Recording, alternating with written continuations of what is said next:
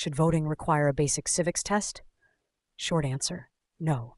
And if you think a quiz will fix democracy, congratulations, you've discovered authoritarian cosplay. Voting is the civic equivalent of breathing, messy, noisy, and absolutely necessary. Asking people to pass a civics test before they vote sounds tidy in a think tank memo, until you remember that tidy has historically been a euphemism for exclusive.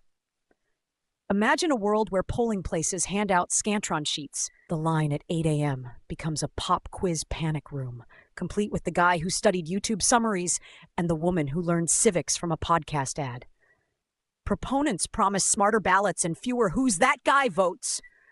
Opponents promise a return to the glorious era of literacy tests, the ones designed to keep certain people from voting at all.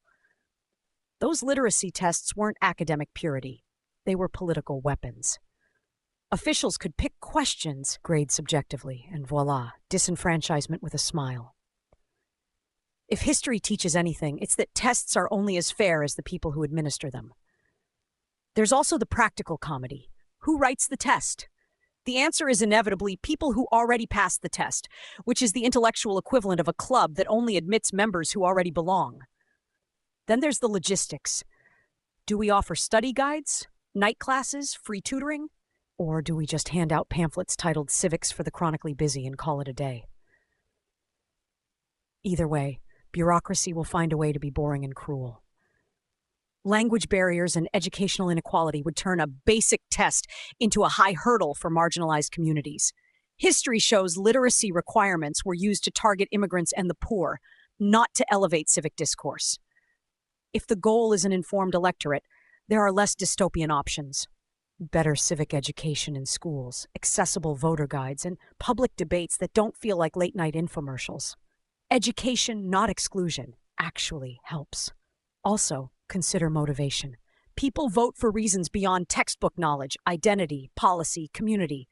A test can't measure lived experience or the urgency of a single issue that affects someone's life. And let's be honest, tests are gamed. There will be cheat sheets, tutoring industries, and a cottage industry of civics boot camps promising a passing score and a free tote bag. Finally, democracy is messy because people are messy.